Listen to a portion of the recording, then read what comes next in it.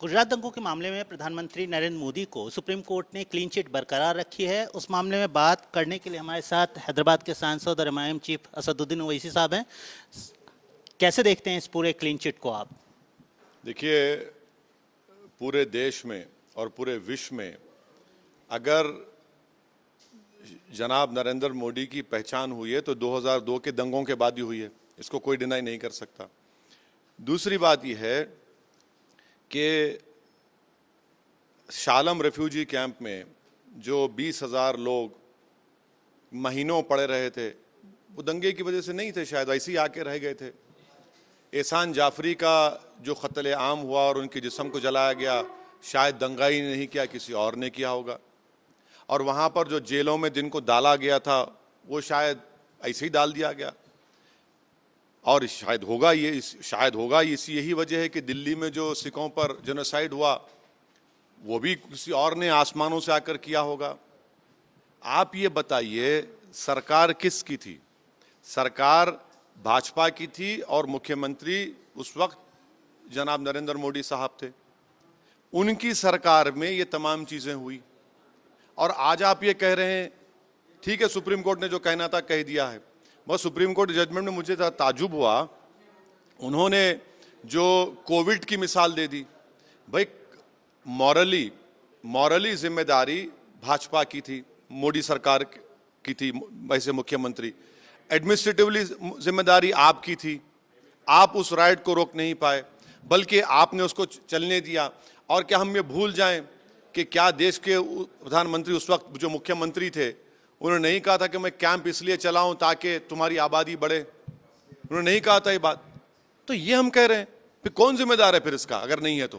पर गृह मंत्री अमित शाह ने एक इंटरव्यू में कहा कि 19 साल की सफरिंग के बाद प्रधानमंत्री जी को क्लीन चिट मिली है। उन्होंने ये भी कहा कि तत्कालीन सरकार ने कोई सफरिंग किसकी हुई? सफरिंग उन लोगों की हुई जो हजारों की तादाद में बेघर हो गए, जो आज भी अपने घरों को नहीं जाते। चलिए हमारे साथ जुहापुरा को चलकर पूछिए उन लोगों के, उनका क्लोजर हुआ? चलिए हमारे साथ, आप चल के पूछिए उनका क्लोजर हुआ क्या? उन लोगों का क्लोजर तो नहीं हुआ। जो लोग जिनका कत्ल हुआ, जिनको मारा गया, उनका तो क्लोजर नहीं हुआ ना। कौन सी अरे भाजपा को तो सत्ता मिली ना। आप आए, एक के बाद एक इलेक्शन आपने जीता। 2002 का जेनोसाइड हुआ, फिर आपने इलेक्शन जीता, फिर आपने एक और चुनाव जीता, फिर आपने एक और चुनाव जीता, फिर आप आज देश में आप दो मरतबा चुनाव जीत गए। तो कैसे कोई डिनाई कर सकता क्या? देखिए, एक बात सुनिए, दिल्ली में दंगा हुआ, सिखों का जेनोसाइड हुआ। राजीव गांधी को आप सरकार को बोलेंगे? नहीं बोल सकते। मगर राजीव गांधी को जो हत्या की उसको कंडेम करता हूं। जिन्होंने उसकी हत्या की उनको सजा मिल गई, मगर सिखों को मारने वालों को सजा नहीं मिलती। गुजरात में मुसलमानों के खून से जो होली खेली गई उनको सजा नहीं दी जाती है। बताइए फिर कहां क्लोजर होगा? सर, भारतीय जनता पार्टी और अमित शाह जी का कहना है कि जो पूरे आरोप हैं, जो सारे मामला था और इवन केस, वो राजनीतिक से प्रेरित था। कैसे राजनीतिक से प्रेरित था बताइए? क्या शालम रेफ्यूजी कैंप में, क्या जुवापुरा में, क्या वटवा में, क्या जहां जहां दंगे हुए वो सब पॉलिटिकल कॉन्स्पिरेसी थी? भाई, नंगा नाच हो रहा था ना। क्या फिर माया कोडनानी को सजा क्यों हुई? मंत्री थी नहीं थी मोदी की वो? बाबू बजरंगी कौन था? किसका रिश्तेदार था? किसका करीबी साथी था? बताइए वो कौन था? फिर इतने लोगों का आज तक क्लोजर नहीं हुआ है। ये अलग बात है कि हम 2002 से हम 2022 में आ गए, मगर वो पीड़ित परिवार का तो क्लोजर नहीं हुआ। यही तो कहा जा रहा है सर कि बीजेपी का कहना है कि ये सारे जो आरोप हैं जो मोदी जी पर लगाए गए, जो उस समय मुख्यमंत्री थे, राजनीति से प्रेरित थे। मुख्यमंत्री कौन था? क्या वो मॉरली रिस्पॉन्सिबल नहीं है? क्या वो एडमिनिस्ट्रेटिवली रिस्पॉन्सिबल नहीं है? वो मुख्यमंत्री थे, सरकार उनकी थी और उनके सरकार में वो बहैसियत मुख्यमंत्री ये सब वहां पर जेनोसाइड हुआ। उसको कोई इनकार नहीं कर सकता, ये फैक्ट है।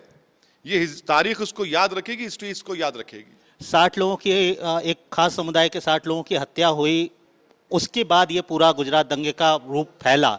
इसकी भी बात की जाती है कि उसका एक रिएक्शन था और सरकार ने उस समय तुरंत तत्काल प्रभाव से सेना बुलाई और सेना की तैनाती भी हुई। यही तो हम कह रहे हैं, रिएक्शन। देश रिएक्शन काउंटर रिएक्शन पर नहीं चलता। संवैधानिक जिम्मेदारी एक सरकार की होती है। राइट टू लाइफ एक फंडामेंटल राइट है। आप अच्छा, आप आर्मी की बात करते हैं, भाई आर्मी की बात कई रिपोर्ट्स हैं वहां पर, कई रिपोर्ट्स हैं वहां पर, आप देख लीजिए कई कई जनरल जो किताबें में लिखे उन्होंने क्या कहा था जो वहां पर पोस्टेड थे। मैं खुद गया था शालम रेफ्यूजी कैंप में, कई जगह पर जो हजारों की तादाद में लोग वहां पर कैंपों में पड़े हुए थे, जिनको ना दवाई दी जा रही थी, जिनको ना घर वापस दिया जा रहा था। हाँ, आगे बढ़ गए जरूर, मगर उन पीड़ित परिवारों से तो इंसाफ नहीं हुआ ना, उनका तो क्लोजर नहीं हुआ। वो जब तक इस दुनिया में अल्लाह के करम से जिंदा रहेंगे वो इस गम को लेकर जिंदा रहेंगे। कैसे होगा क्लोजर सर? तो अब सुप्रीम कोर्ट ने भी फैसला दे दिया, सबसे सर्वोच्च अदालत है, क्लोजर कैसे होगा आपकी नजर में? कैसे होगा क्लोजर? क्लोजर होगा इंसाफ से मेरे भाई।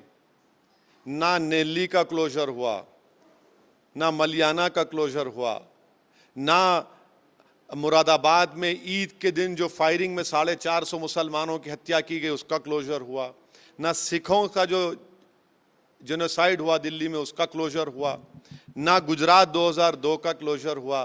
कितने आपको राइट्स बता दूं मैं, आप मुंबई की श्री कृष्णा कमीशन की रिपोर्ट देख लीजिए, क्या उसका क्लोजर हुआ?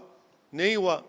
तो यही तो हम कह रहे हैं कि जहां पर माइनॉरिटीज चाहे सिख हो या मुसलमान हो उनका क्लोजर नहीं होता, जब उन पर अत्याचार होता है, उन पर उनको मारा जाता है, मजहब के नाम पर उनके घर को लूटा जाता है, रेप होता है, महिला जो हामिला थी उनके पेट को काटा जाता है, सब है ना, ये तो फैक्ट है। इनकी सब मिसालें दे रहा हूं आपको जहां जहां इस तरह की राइट्स हो या जेनोसाइड हुआ।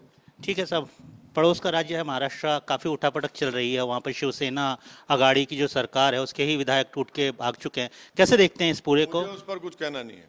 आपको लगता है ये बाला साहब ठाकरे के जो उत्तराधिकारी हैं उनके राजनीतिक करियर? वो जाने और उनकी सपोर्टिंग पार्टीज जाने।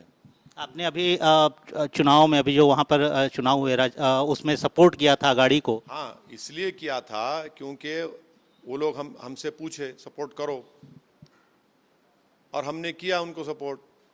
हमारे दोनों विधायक ने उनको सपोर्ट करने से पहले मुफ्ती इस्माइल साहब ने मालेगांव में और धुलिया में फारूक शाह ने वहाँ की सरकार से जीआर लिया कि उनके विधानसभा में डेवलपमेंट के काम सैंक्शन करवाइए, और वो काम सैंक्शन हुए।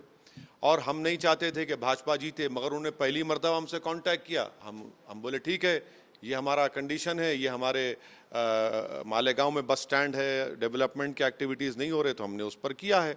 अब उसके बाद अगर वो ये सब उनमें उथल पुथल हो रही है तो फिर वो जाने। भाजपा का हाथ लगता है आपको? लोग बोल रहे हैं कि भारतीय जनता पार्टी के इशारे पे ये सारा चीज़ हो रहा है। अब ये महाशक्ति किसकी है मुझे क्या मालूम, वो तो कह रहे हैं ना, वही कह रहे हैं। सर, आप महाराष्ट्र को काफ़ी क्लोजली फॉलो करते हैं, काफ़ी विजिट करते हैं। मैं तो देख रहा हूँ ना, बड़ी क्लोजली देख रहा हूँ। तो क्या कहेंगे इस पे? हम सब देख रहे हैं ना जो तमाशा हो रहा है, हम सब देख रहे हैं। अब हम उस पर क्या बोलेंगे? हम सब देख रहे हैं कि क्या तमाशा हो रहा है वहाँ पर, बंदरों का नाच हो रहा है। अब देख रहे हैं, देखते रहेंगे, हम क्या करेंगे? कभी बंदर नाचता है तो कभी रींछ नाचता है, देखेंगे बैठ के, देख रहे हैं, क्या कर सकते। हम जब ये बात हम 8 साल से कह रहे थे तो आप ही ने हमको कहा भड़काऊ भाषण देता है।